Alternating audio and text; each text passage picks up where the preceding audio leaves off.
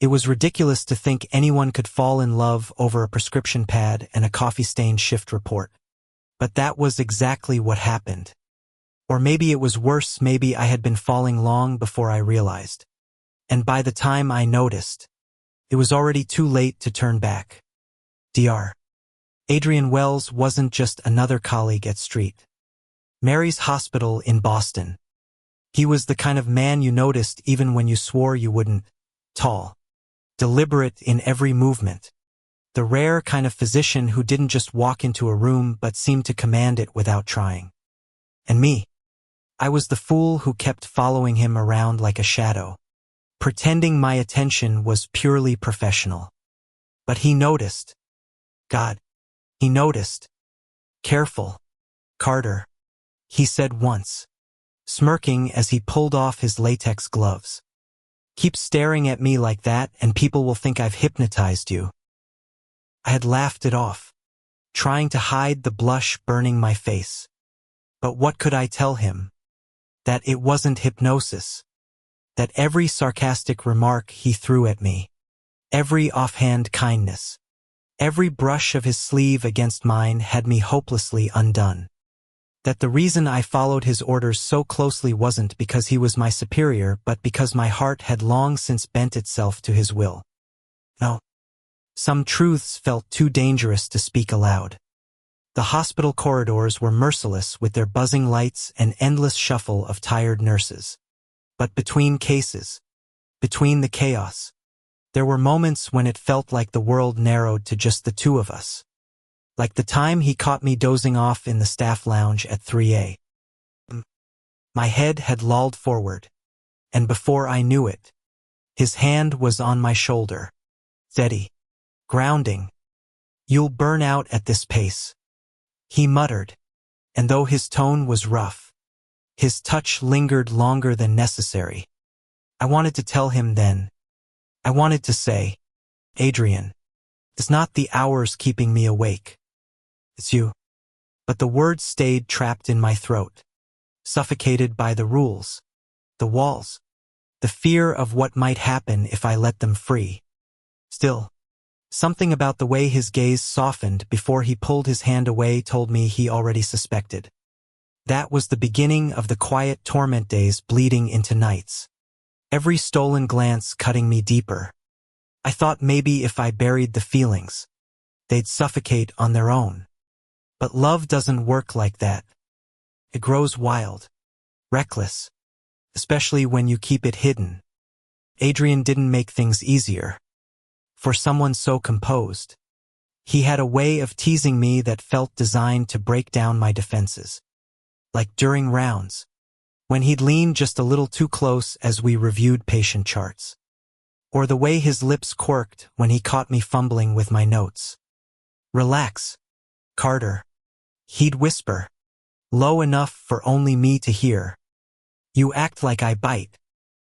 But what he didn't know was that I wanted him to. The first time I truly realized how deep I'd fallen was the night we worked the ER together during a multiple car accident. The waiting room overflowed with blood, panic, and raw humanity.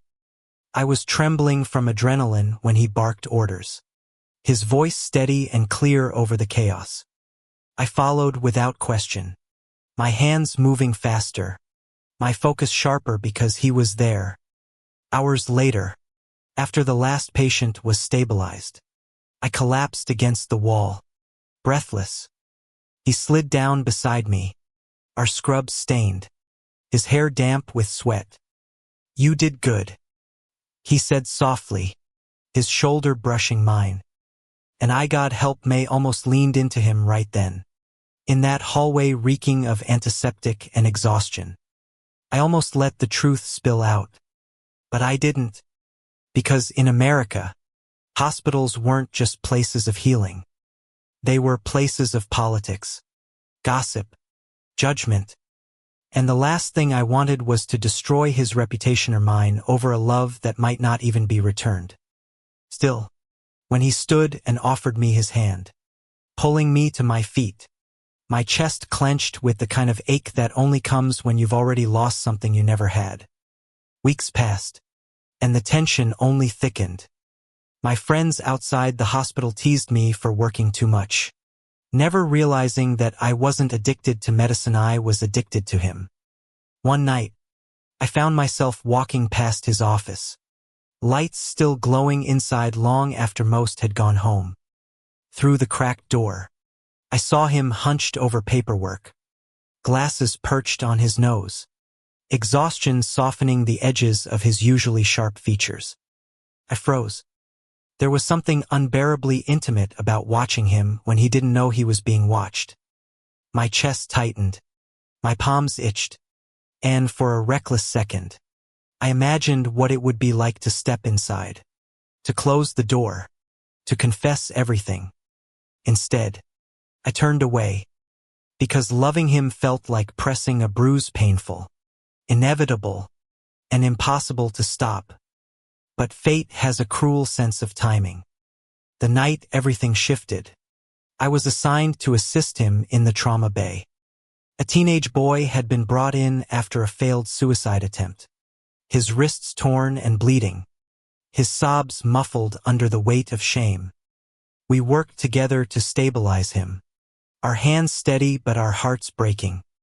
When it was over, Adrian leaned against the counter, his face shadowed. This world makes it too hard for some people to be themselves, he murmured, voice hoarse. It shouldn't be that way. I didn't realize until later that my hands were shaking, not from the case, but from the rawness in his tone. It was as if, for the first time, the walls around him had cracked, revealing something fragile, something hidden. And in that moment, I wondered if maybe, just maybe, he understood me more than I thought. I wish I could say I was brave enough to speak then, that I reached out, closed the gap, let my truth breathe. But the fear was stronger, and so I kept pretending, day after day, that my eyes weren't betraying me, that every laugh, every glance, every brush of his hand didn't feel like a silent confession. And Adrian, well, he kept smirking, kept teasing, kept claiming I only looked at him because he had me under some kind of spell. Maybe he was right. Maybe he had hypnotized me. But not with his eyes. With his heart. That's when the storm really began. Because the more I denied it, the more impossible it became to hide. And one day soon, I knew I'd either have to speak my truth, or lose him forever. The lie I told myself every night was simple. Tomorrow I'll stop. Tomorrow I'd stop watching him so closely. Tomorrow I'd stop hanging on his every word. Tomorrow I'd stop needing the warmth of his presence like oxygen. But every tomorrow became today. And every today I failed. The hospital cafeteria became my silent stage for weakness. I'd sit 2 tables away, pretending to review lab reports while he sipped his black coffee. His sleeve rolled up just enough to reveal strong forearms, veins like rivers pulsing beneath his skin. He read patient charts like they were novels, lips moving slightly, and I diet that I was imagined what those lips would feel like pressed against mine. It was masochism, plain and simple. Adrian wasn't blind, though. He was too sharp not to notice. And lately, his remarks had turned sharper, his smirks edged with something I couldn't name. One morning, after a long shift, I was charting vitals when his voice drifted low behind me. You're staring again.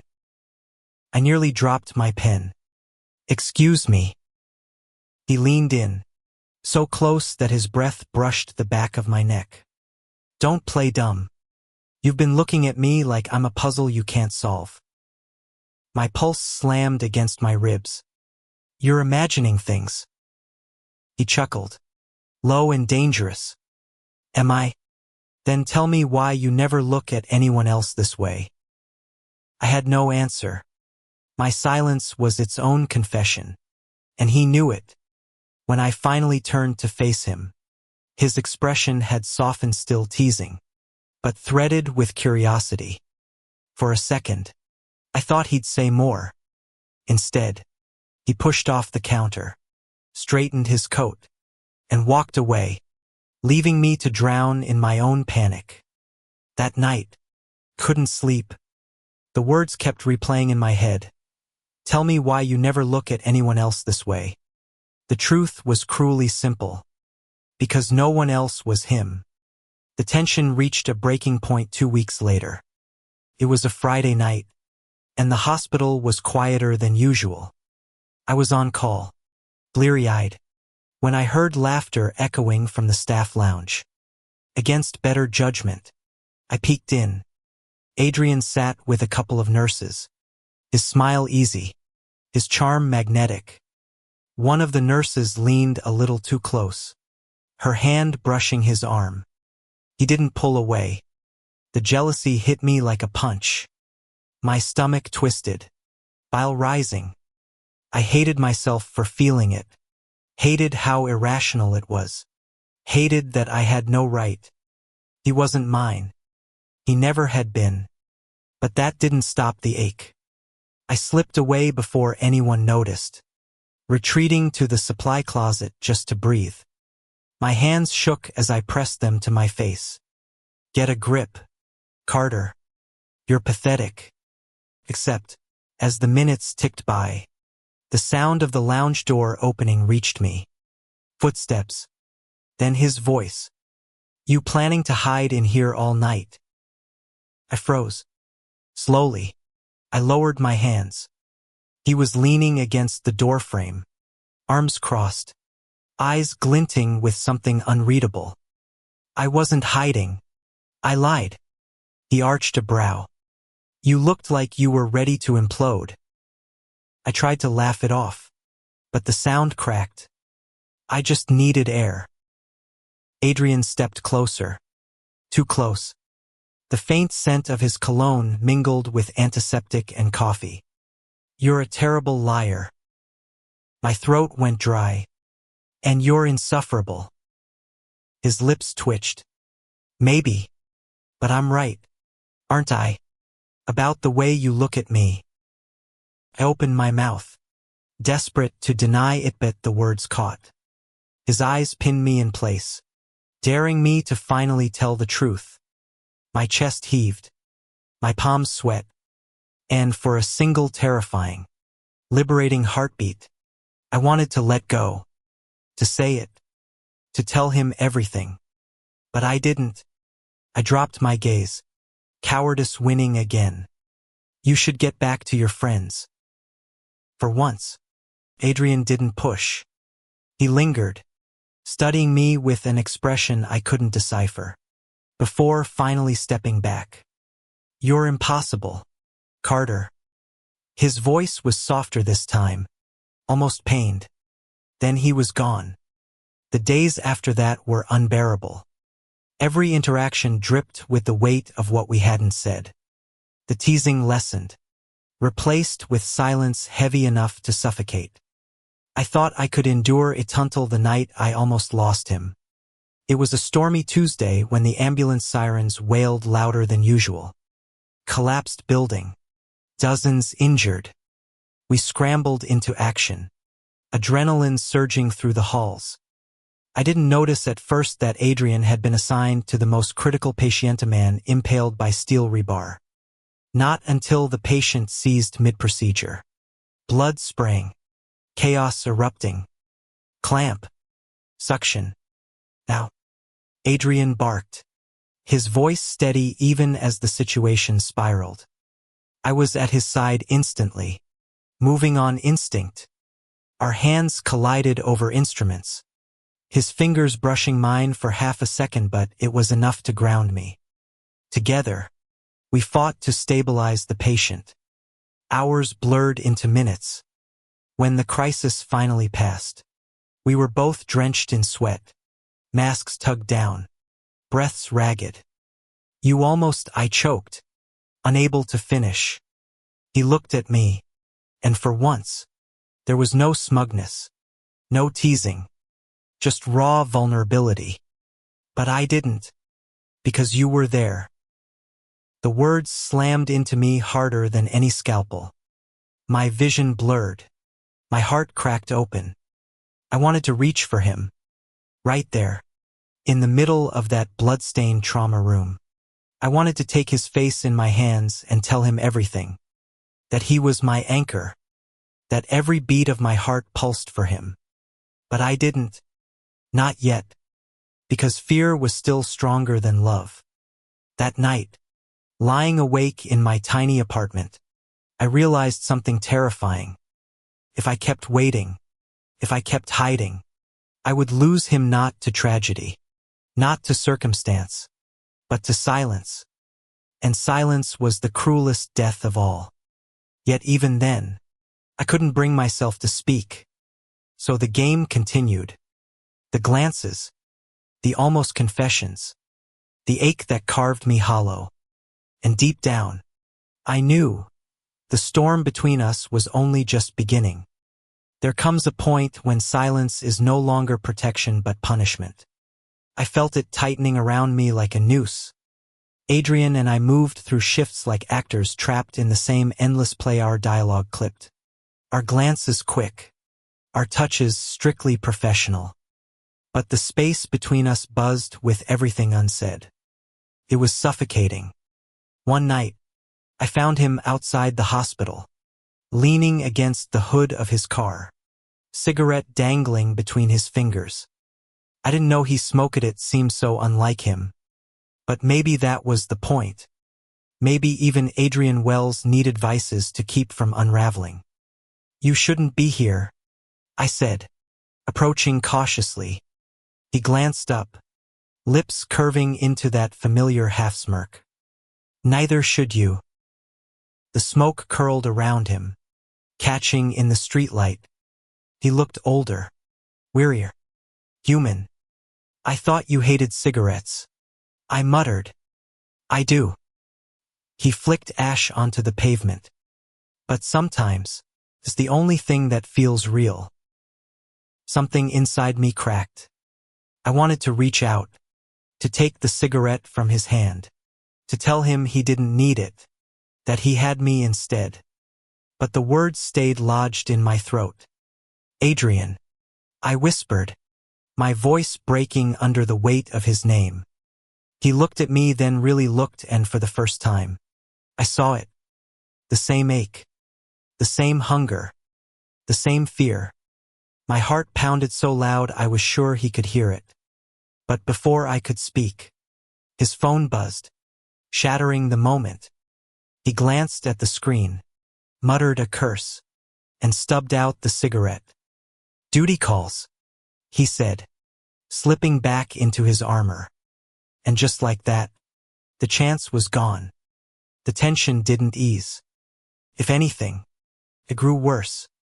Every day, I swore I'd tell him. Every day, I failed. Until the charity gala. The hospital held one every year. A glittering event designed to impress donors with champagne and speeches about medical advancements. I had no interest in going. But attendance was mandatory. So I wore my best suit, tried not to tug at the too tight collar, and slipped into the ballroom filled with laughter and clinking glasses. And then I saw him. Adrian in a tuxedo was a vision I wasn't prepared for. Sharp lines, broad shoulders, his hair swept neatly back. He looked untouchable, devastating. And yet, when his eyes found mine across the crowd, something flickered there, something raw, something unguarded. I felt stripped bare. He approached slowly, like a predator stalking prey. You clean up well, Carter. I swallowed hard. You too. We stood there, inches apart, the orchestra swelling behind us, the room spinning. For once, there were no patients, no hospital walls, no excuses. Just him. Just me. He leaned closer, his breath brushing my ear. Careful. You're staring again. I laughed, shaky and desperate. Maybe you really did hypnotize me. His gaze darkened. the smirk fading. Or maybe, he paused, eyes burning into mine. Maybe it's something else. The world tilted. My chest tightened. And for a moment, I thought no. I knew he was going to kiss me. But then someone called his name. A donor. A handshake. A smile. And the moment shattered again. I left early, unable to breathe under the weight of everything I couldn't say. I walked through the cold Boston night, my suit jacket clutched tight, the city lights blurring through unshed tears. But halfway home, I heard footsteps behind me. Carter. I spun around. Adrian was there, breathless, his tie loosened, his perfect composure cracked. What are you? Why do you keep running from me? His voice was sharp, but beneath it was something close to desperation. I'm not. Don't lie. He stepped closer, eyes fierce. Every time I get close, you pull away. Every time I try to, he cut himself off, dragging a hand through his hair. Damn it. I don't know what this is, but I can't. I broke. Because I love you. The words tore out of me, raw and jagged. The second they left my lips, the world went silent. Adrian froze. His chest rose and fell, his mouth parting. But no sound came. My heart plummeted. Panic surged. Forget it. I shouldn't have. But then he was on me. One hand gripping my jacket, the other cupping the back of my neck, pulling me forward. His lips crashed into mine, fierce and hungry and aching with all the words we hadn't spoken. The kiss burned. It broke me open, stitched me whole. It was everything I'd feared and everything I'd needed. When we finally pulled apart, his forehead rested against mine, his breath ragged. You're an idiot, he whispered. So are you. I shot back, trembling. He laughed, low and hoarse. God help me, Carter. I think I've been falling just as hard. The world didn't end. The hospital didn't collapse. But something inside me shifted, like a door finally thrown open after years of being locked. And yet, even as joy flooded through me, fear lingered. Because love this dangerous never came without consequences. And I had a sinking feeling. The hardest part was still ahead. The first kiss should have been a miracle. Instead, it was a spark thrown into dry grass, dangerous, uncontrollable, impossible to hide. The next morning at the hospital, we acted as though nothing had happened. We worked our shifts, saw our patients, barked our orders. But underneath the professional veneer, every glance burned hotter. Every brush of hands lingered longer. Every silence pressed heavier. And someone noticed. It started with whispers. A nurse passing by, her gaze too curious. Two interns exchanging looks when Adrian lingered too long near me. I told myself I was imagining it. But paranoia seeped in like poison. Then came the stairwell. I'd been rushing between rounds when Adrian pulled me inside. The heavy door thudding shut behind us. His eyes were wild, his chest heaving like he'd been holding his breath for days. Carter, he said, my name breaking in his throat. We can't keep pretending. My pulse spiked. What do you mean? He stepped closer, his hand finding my wrist, warm and insistent. I can't keep walking past you like you're just another doctor. Not after last night. I swallowed hard, my back pressed against the cool concrete wall. Someone will see. I don't care.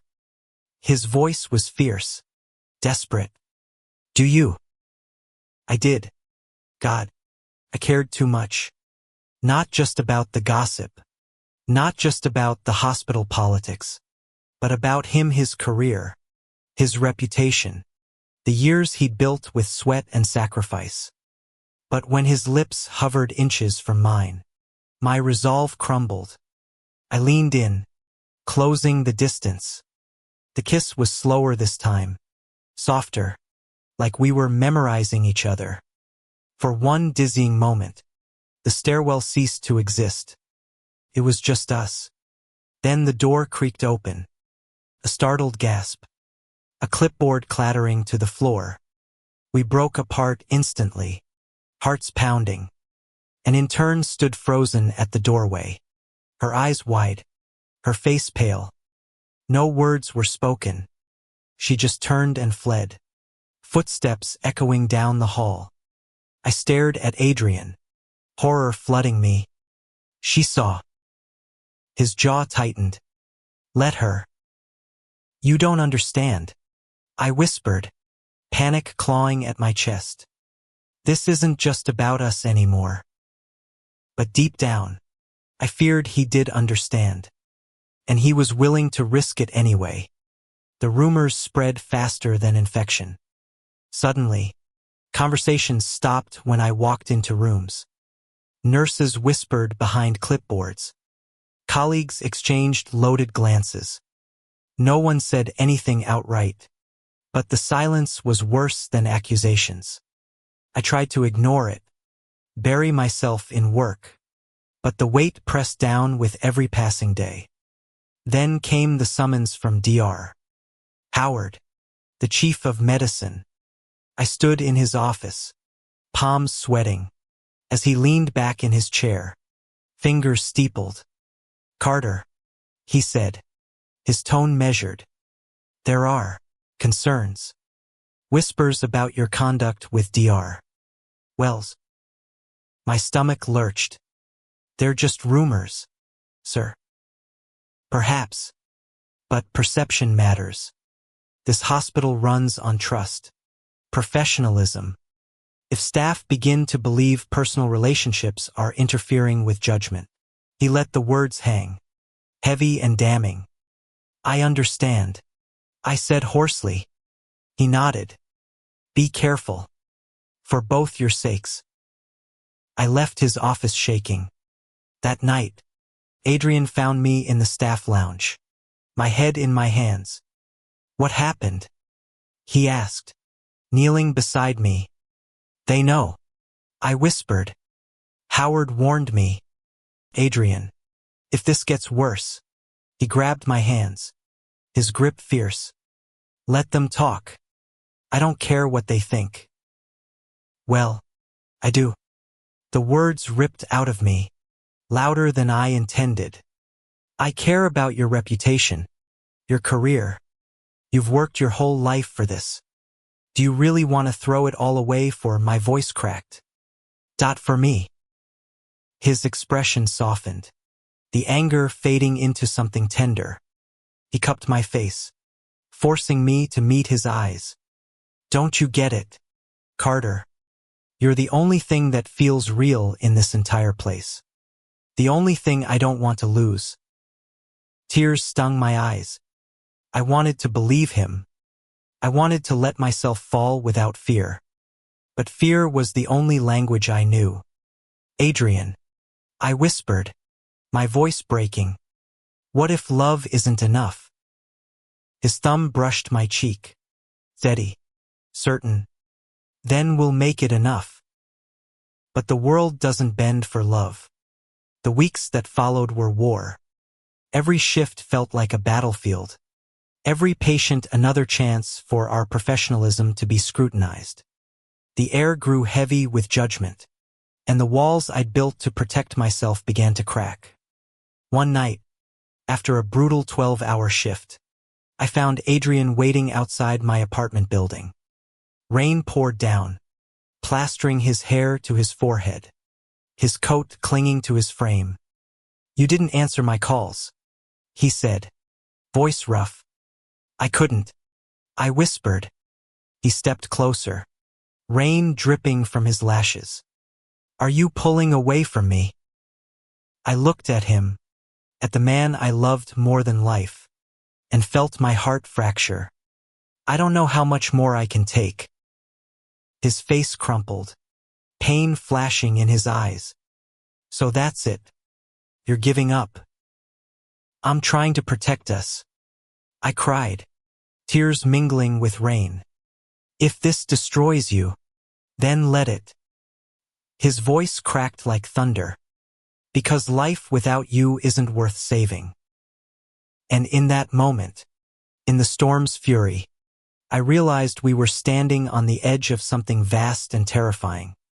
Love had already bound us, but the world was ready to tear us apart. Ethan didn't realize his hands were shaking until the pen slipped from his fingers and clattered onto the tiled floor. For the first time in weeks, the hospital wasn't drenched in the chaos of emergencies. The night shift had quieted. Monitors beeped with steady rhythm, and the sterile air of the corridor was almost peaceful. But inside him, there was nothing but a storm. He'd spent months trying to silence what his heart screamed every time his eyes found Noah. He told himself it was respect, admiration, maybe even just a strong bond forged under pressure. But standing here, watching Noah's silhouette at the end of the hall as the doctor leaned casually against the wall, waiting for him, Ethan finally accepted the truth. He had fallen not by accident, not by weakness, but by choice. His love wasn't an infection creeping in. It was a decision, one he made again and again, every time Noah's voice softened just for him. Noah tilted his head, smirking the way he always did when he knew Ethan was flustered. "You coming? Or do I need to drag you?" His tone was teasing, but his eyes betrayed something deeper. Ethan walked slowly toward him, every step dragging the weight of weeks of fear and longing. He thought of the times he'd stayed awake replaying their arguments, the way Noah's words could cut him open one moment and sew him back together the next. He thought of the fragile moments when Noah's hand lingered too long on his shoulder, or when laughter dissolved the walls between them. "I'm here," Ethan whispered when he finally stopped in front of him.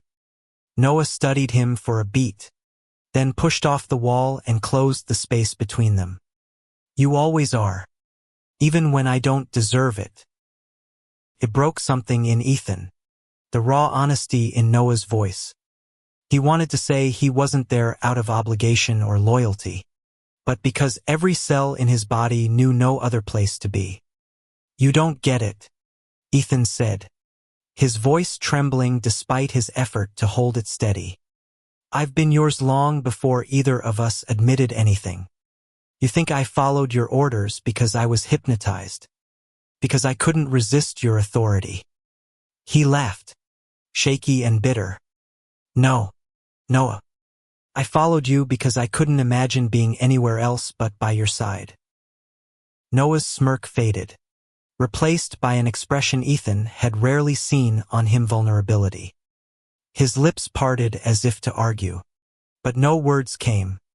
Instead, he reached out and cupped the back of Ethan's neck, pulling him closer until their foreheads touched. "You're killing me, Ethan," Noah murmured, his breath warm. "Every damn day, I tell myself not to cross the line, that you deserve something simple, someone uncomplicated. But then you look at me with those eyes, like I'm the only thing that matters. And he broke off, his voice cracking. "I can't fight it anymore." Ethan's heart pounded so hard it hurt. He let out a trembling laugh, though tears stung his eyes. "Then don't." And just like that, years of restraint shattered. Noah's lips met his, not tentative, not testing, but desperate. The kiss tasted of exhaustion, of sleepless nights, of walls finally collapsing. Ethan's knees went weak, but Noah's hands steadied him, holding him as though letting go would undo everything. The sterile world of the hospital melted away. For once, it wasn't about patients or emergencies or the relentless weight of responsibility. It was about them two men who had spent too long circling each other, finally brave enough to collide. When they pulled back, Both were breathless. Ethan searched Noah's face, memorizing the way his usually sharp features softened under the weight of raw emotion. "So where does this leave us?" he asked quietly. Noah chuckled softly, brushing a thumb over Ethan's cheek. "Hopefully, right where we should have been all along." The following weeks unfolded differently. It wasn't that the hospital grew any less demanding, but the burden no longer felt as suffocating. Noah still barked orders during shifts. Ethan still rolled his eyes in mock annoyance. But beneath it all, there was a thread of tenderness no one else could see. Some nights, they'd share a coffee in the break room, shoulders brushing. Other nights, when exhaustion pressed down on them, Noah would wordlessly drop a blanket over Ethan as he dozed on the couch, his gaze lingering just a second too long.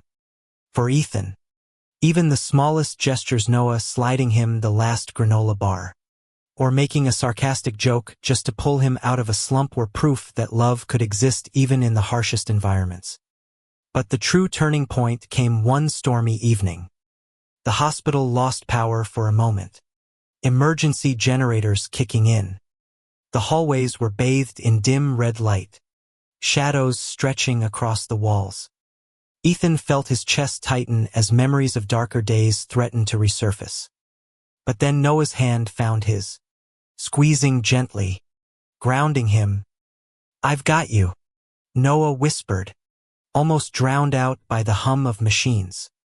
And in that instant, Ethan knew no storm, no chaos, no fear could shake the foundation they had built. Months later, after yet another brutal night, they found themselves on the hospital rooftop, watching the sunrise paint the city in soft hues. Ethan leaned against the railing, the wind ruffling his hair, while Noah stood close enough that their shoulders touched. "You know," Noah said, voice low, "I used to think love was a distraction, something that weakened you when you needed to be strong." "And now?" Ethan asked, turning to him. Noah smiled, small but certain. "Now I know it's the only thing that makes us strong enough to survive this place." Ethan swallowed hard, emotions catching in his throat. He reached for Noah's hand, lacing their fingers together. "Then let's keep surviving. Together." Noah leaned in, pressing a kiss to Ethan's temple. "Together," he echoed. And as the sun climbed higher, warming their faces, Ethan realized that, for the first time in years, the future didn't feel like a burden. It felt like a promise, one sealed not by duty or chance, but by love freely given and fiercely kept. They returned to the wards eventually, back to the relentless rhythm of beeping machines and bustling nurses. But something had shifted.